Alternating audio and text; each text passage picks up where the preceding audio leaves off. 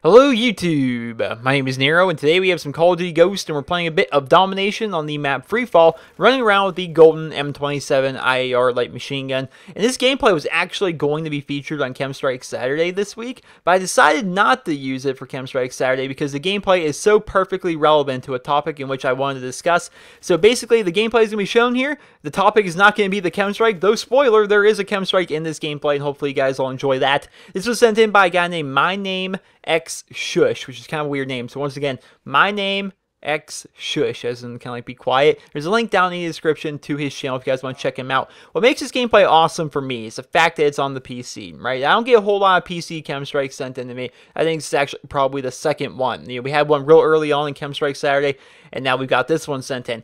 And what I love about PC Chemstrikes is when you look at them, you look at the quality that the game is presented in. You look at the field of view slider. If you're wondering what a field of view slider is, if you've never played any PC games before, look at his gun and look how zoomed out it looks. That's because you can adjust your field of view when you're playing on the PC. And that started sparking all different kinds of ideas in my head regarding next-gen consoles and PC. And how next-gen consoles, for me, have just been a giant disappointment so far. So the Xbox 360 and the PlayStation 3, right? Both pretty good consoles, pretty damn good consoles, but I think they overextended their welcome. They were there for 7 years. We had to wait. We played those consoles for freaking ever. Everyone's been waiting forever, for at least 7 years, to get new consoles aside from the 360 and the PlayStation 3. And the hope, I feel as though this was the hope for a lot of people, myself included, was that when the Xbox One and the PlayStation 4 came out, that they would be on par with modern day PCs. They would, maybe not be ridiculous. I'm not talking we put,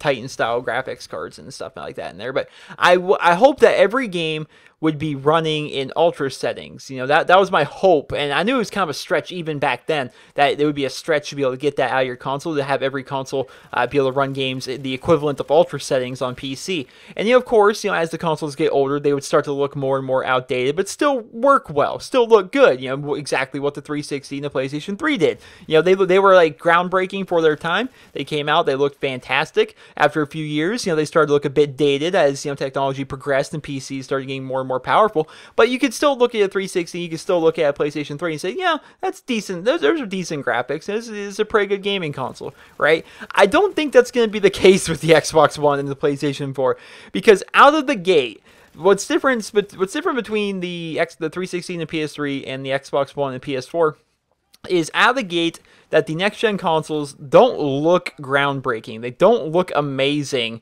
right out of the gate. They're not even close to what most PCs can do. They're not even close to what my PC can do. And I don't PC game a whole lot. My PC is mainly built for rendering out videos. I have a GTX 660, which is a pretty good card, but by no means is it super high-end. But I can run games better on my PC than the Xbox One and the PlayStation 4 can. And truth be told, my Xbox One hasn't even been turned on in probably 4 months aside from playing EA Sports UFC.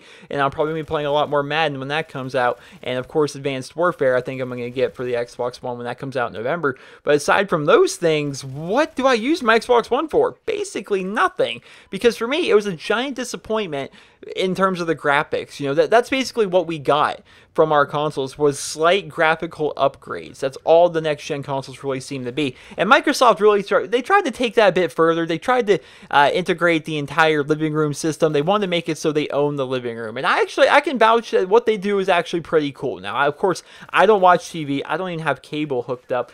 I'm just not into TV. I'm not really into the entire entertainment system. When I use my console, I use it for gaming, right? But I was over at my cousin's house yesterday, and he has an Xbox One, and he has his Xbox One routed through every possible thing in his living room. And it's actually pretty cool what he's did with it, He turns on his Xbox One, that turns on his cable. Then he turns on his TV, then he controls his TV with his Xbox, and it's all a pretty cool system. His Xbox One actually controls his surround sound. It's a pretty cool system what he's got going on there.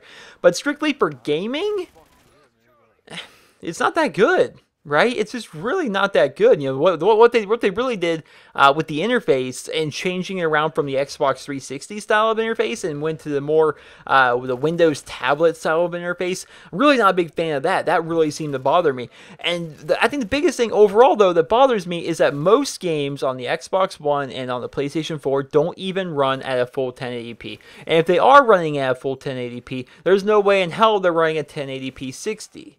You know, that's what I think most gamers really want. You know, you want a good-looking game that also is running at 60 frames per second. 30 frames per second works for certain things. You know, a single-player game, for example. If you're playing like an older game, but if you're playing Skyrim, does it really matter if you're at 30 FPS? You're playing, you know, RPG games, open world stuff like Red Dead Redemption or something like that. Does it really matter if you're at 60 FPS? But if you're playing a game like Call of Duty, you're playing a game like Battlefield, don't you want 1080p? Don't you want 1080p 60 frames per second? And that's what I was really hoping that we would be able to get with these consoles. But we never ended up getting it, and we're never going to get it, at least for several years in the future. And the reason for it is gamers as a whole. Gamers in general are cheap. That gamers are so ridiculously cheap. You know, growing up, consoles and games, they were expensive. You know, they were. And if you want a console or you want a game, you saved up your money, you know, especially when you're freaking my age, where I was. When did I get a PlayStation 2? I must have been around 10 or so. I saved my allowance, which was $5 a week, for how many months? Maybe even years. I don't even remember. I think what ended up happening, I was saving up for a PlayStation 2. And I got halfway. I saved my allowance every single week until I was halfway to earning that PlayStation 2. And then my parents decided to buy the rest of it for me because they were so proud of me that I was actually able to save all my money rather than buying Pokemon cards and Beyblades and Yu-Gi-Oh! And whatever stuff was popular back in the 90s, right? I ended up saving the money and getting that console. That's what you did. But now, with all the free-to-play models that come out with games, and you just look at... MMOs are a great example, okay? So I was playing a lot of Elder Scrolls Online. I've recently kind of stopped playing a bit because I feel as though Elder Scrolls Online, as compared to other MMOs, since it's so young, it's a really limited game in what they can do. And it kind of bothers me going forward into the game of Elder Scrolls Online because they're stuck with the lore of Elder Scrolls and they're not exactly going to be able to expand a whole lot with the game. You know, they can't do a lot of cool, wacky, zany, fun stuff like, for example, World of Warcraft can do. If you think of like the mounts in Elder Scrolls Online, you can only have a horse. That's the only thing that fits the lore of the Elder Scrolls. But if you look at something like World of Warcraft, you can have freaking dragons flying around if you want to. You can do whatever you want with that stuff. And well, I was really excited for the Elder Scrolls Online, right? I played the hell out of it. I played probably 10 plus days of playtime in Elder Scrolls Online. It was actually my first MMO. It was really, really fun. But when that game was coming out, and still to this day, people don't want to buy it because there's a subscription fee. People are angry at the fact that it's an MMO that costs $60 to buy the game, and then there's going to be a $15 a month subscription fee. And it's like, you care about that? It's not because it's like a matter of money or anything like that. What people don't understand is MMOs give you a ridiculous amount of content, a ridiculous amount of things for you to do. So much so that I put in like 10 days of playtime over the course of like a month and a half. There is so much to do in that game. You just want to continue to play. Like MMOs are kind of notorious for wanting to like consume your entire life. And the reason that they cost so much is because they're constantly being updated. They're constantly doing hotfixes. They're constantly adding new things. You look at something like Call of Duty. Whenever they want to do a hotfix or a patch, that costs them like $50,000 for them to be able to do that. And they can do that just about normally because they're Call of Duty. But think of how many actual hotfixes and updates actually come into Call of Duty. Not very much. You know, once a month, twice a month, maybe at the most.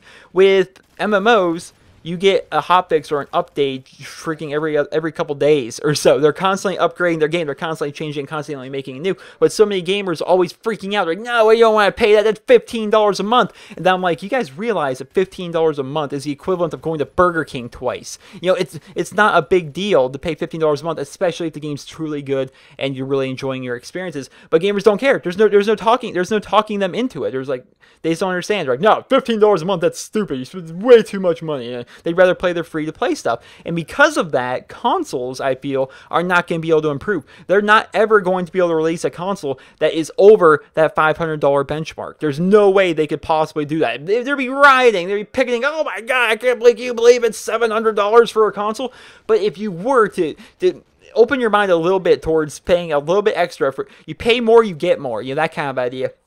If gamers would be willing to pay $700 for a console, if gamers were to be willing to do that, then the Xbox One and the PlayStation 4 could have been even way better than they are now. They actually might be able to run everything in 1080p rather than running it in 940p or freaking 870p or whatever. You actually look this up. Most of the games you play, like looking at your entire collection of games you have for your next-gen consoles, you can look up the true resolutions that they actually run in online, and most of them, if not barely any of them, run in 1080p. Most of them don't. They just can't. The consoles can't do it. They can't keep a solid frame rate and run it in very good settings. And that's because they're very limited with their hardware. You know, the hardware they use is that of a pretty average PC. I'm not a huge PC person, but if you were to take $500 that you were going to spend on a next-gen console and put that into a PC, that PC is going to run most games in medium to kind of like a lower high settings.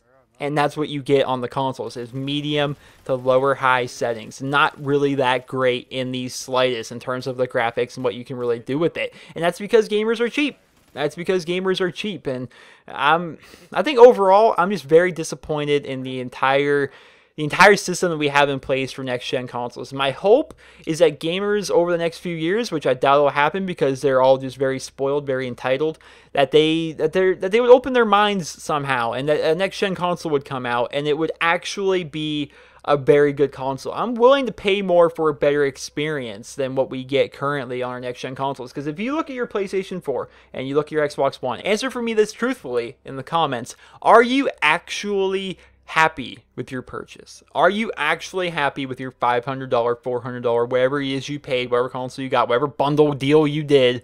Are you happy with the money you paid? Has that paid off for you so far? Or do you wish you would have waited a bit longer because you realize that you don't necessarily need your next-gen console? Because for me, my next-gen console, aside from playing EA Sports UFC, and of course, I'm playing Madden when that comes out, and Advanced Warfare when that comes out, but other than that, I don't use it for anything. It basically sits here gathering dust, and I play my 360 if I'm going to play a console at all. That's how it's been for me lately. And so for me, it's been a giant disappointment. I'm wondering if I'm really kind of alone on that, or if there is a lot of other people who are also kind of disappointed in their console. It's just the way it's running, how long it's taking to set up, and I realize the gameplay's over, but there's a few things that are really starting to bother me. Like the way, you know, right out of the gate, Dolby Digital doesn't work on the Xbox One. It just doesn't. And then the fact that there's no third-party headset support, so you have to use that dinky little thing that they gave you. And just everything with next-gen consoles so far for me has been a real disappointment, and I'm really not happy about it. I really wanted these next-gen consoles that we've been waiting how many years for, just to be like the end-all be-all of console gaming. And I think across the board, most people think it's kind of a disappointment. At least when I see reviews, people say that it's kind of a disappointment. You know, it's not really as good as they hoped it would be. I mean, of course, there are improvements on the consoles that came before them, but they're not amazing by any stretch of the imagination. They're really not what we thought they would be. And for people that, you know, went right out the gate, spent $500, you know, spent their entire paycheck, you know, for the week or for the month or whatever to get this console, now they have it, it's like, wow, was that really worth the money that I put into it? And that's a question I'd like for you guys to answer for me in the comments. So I hope you guys all enjoyed this video. And if you did, please be sure to leave a rating. And once again, this video was sent in by a guy named My Name X Shush, who's the guy sent in this gameplay. If you guys want to check out his channel, he has a ton of PC gameplay, and it's all in very, very amazing looking quality. It's all very nice stuff. He plays on the PC, and I probably can tell he uses an Xbox One controller while playing on the PC, which I can hear can be pretty difficult because, you know, aiming with a keyboard and mouse is a lot easier than aiming with a controller with joysticks, especially on the PC. So, pretty good player to be able to use a console controller on the PC and then do that well, drop the chem strike, do all that great stuff. It was pretty good gameplay. You guys want to check him out once again, youtube.com/mynamexshush. I hope you guys all enjoyed this video, and if you did, please be sure to leave a rating. Hope you guys all have a wonderful day.